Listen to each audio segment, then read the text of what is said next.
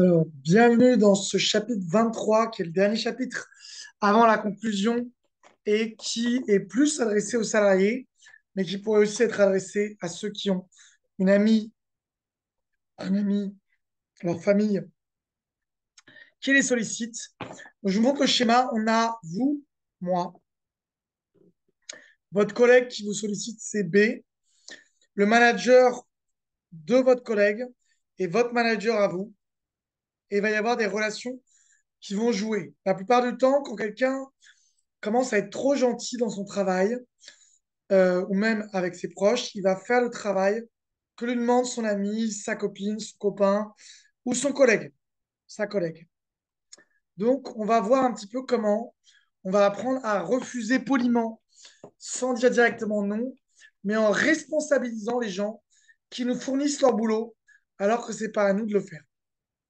Première chose, quand on a un collègue qui vient nous demander de l'aide, a-t-il vraiment besoin de notre aide ou est-il capable de le faire tout seul?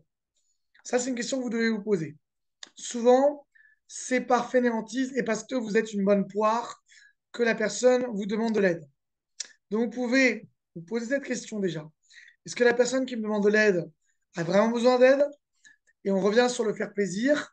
Est-ce que j'ai peur de lui dire non parce que je veux être gentil avec tout le monde et que j'ai peur des conséquences et que j'ai peur du conflit en disant non ou pas? Ensuite, ce que vous pouvez faire si vous ne voulez pas dire non, c'est suggérer de demander d'abord au manager de cette personne si elle peut valider le fait que cette personne lui demande de l'aide. Ce qui va obliger cette personne à demander de l'aide à son manager, de valider avec son manager qu'elle a besoin d'aide. Et comme elle n'a pas envie de montrer à son manager qu'elle a besoin d'aide, elle va dire non, non, c'est bon, je vais me débrouiller tout seul. Ou même lui proposer d'aller voir son manager avec elle, ou lui. Et donc là, pareil, elle va dire non, c'est pas, c'est bon, j'ai me débrouiller. Ou proposer que son manager aille voir votre manager, ou même dire que vous allez d'abord voir votre manager à vous, on pourrait rajouter cette quatrième option, avant de valider finalement que vous pouvez l'aider.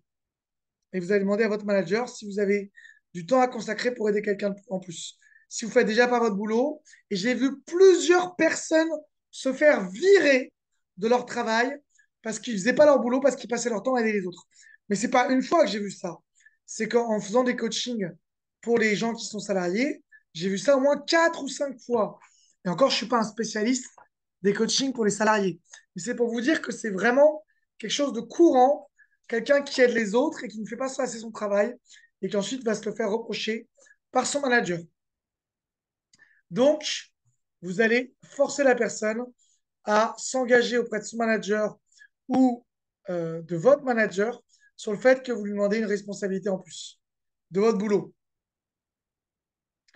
Si un nouveau arrive et qu'il est débutant, vous pouvez suggérer, au lieu de le former vous-même, parce que c'est souvent ça, avec le côté sauveur, vous voulez aider les nouveaux, qu'avant de l'aider, on demande à son manager si c'est bien normal que vous l'aidiez, ou si le manager attend que la personne se débrouille tout seul, ou que avant de l'aider, est-ce que la personne a déjà vu son manager, ou qu'on fasse valider officiellement que vous êtes responsable d'aider cette personne, ou que en fait cette personne peut se débrouiller.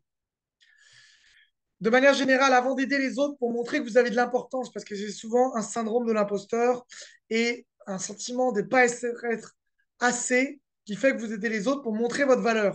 C'est-à-dire que votre valeur, vous n'avez pas assez d'estime de vous-même et vous pensez qu'en aidant les autres, ça va augmenter votre valeur. Mais non.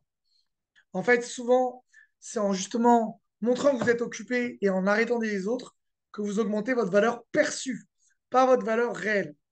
Mais vous, vous avez une valeur perçue de vous-même. Donc, quand quelqu'un vous demande de l'aide, posez-vous la question, est-ce qu'il n'y a pas un expert qui peut l'aider mieux que moi? Et s'il y a quelqu'un dans l'équipe qui se définit comme expert, dites à la personne d'aller voir l'expert plutôt que vous. Et envoyez, si vous voulez, un SMS à la personne qui a besoin d'aide. Euh, voilà. Et surtout, reportez et dites a priori non, ou je vérifie si j'ai la disponibilité, je reviens plus tard. Donc, reportez, dites non et faites valider avant de dire oui aux sollicitations. Expliquez aussi votre rôle et votre limite de responsabilité quand quelqu'un vous demande l'aide. Ah, moi, mon rôle, c'est de faire ci, ça, ça. Et surtout, limitez-vous à votre rôle. Arrêtez de faire plus que votre rôle. Faites moins que votre rôle. Ne faites pas plus. Arrêtez de être un touche-à-tout qui veut aider tout le monde. Vous pouvez vraiment, j'ai vu plein de gens se faire virer à force de vouloir aider tout le monde au lieu de rester à leur poste. On préfère quelqu'un qui fait bien son travail que quelqu'un qui fait un peu de la merde à son travail et qui aide un petit peu les autres, mais qui ne fait pas bien son travail. Donc, expliquez quand quelqu'un vous demande de l'aide quel est votre travail et qu'est-ce que ce n'est pas votre travail. Apprenez à dire ça, c'est pas mon travail. Apprenez à reconnaître votre limite de responsabilité et dites votre limite de responsabilité aux autres. Vous n'êtes pas incompétent quand vous donnez votre limite de responsabilité. Au contraire, vous êtes compétent parce que vous savez définir sur quoi vous êtes bon et sur quoi vous n'êtes pas bon. Moi, quand j'essaie de recruter quelqu'un, si quelqu'un me dit je peux tout faire, c'est très très mauvais signe pour moi. J'ai pas envie de le recruter. Je préfère quelqu'un qui me dise là je suis bon et là je suis pas bon que quelqu'un qui me dit je peux tout faire. Expliquez quand quelqu'un vous demande de l'aide que vous reviendrez plus tard et que vous ne donnez pas de date volontairement. C'est l'inverse de justement comment vous devez faire pour vous-même avec des deadlines. Quand quelqu'un vous demande de l'aide, dites je reviendrai plus tard sans donner de deadline et expliquez que vu ce que vous avez à faire, vous allez être moins disponible et dites aux gens qui vous demandent de l'aide qu'en ce moment vous êtes surbooké et que vous allez être de moins en moins disponible.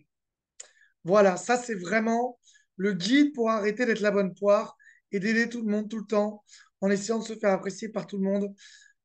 Et concentrez-vous sur bien faire votre travail. Je vous assure, au niveau de votre travail salarié, votre manager va adorer que vous fassiez bien votre travail et va détester que vous lui racontiez que vous avez aidé des gens alors qu'il ne vous a rien demandé.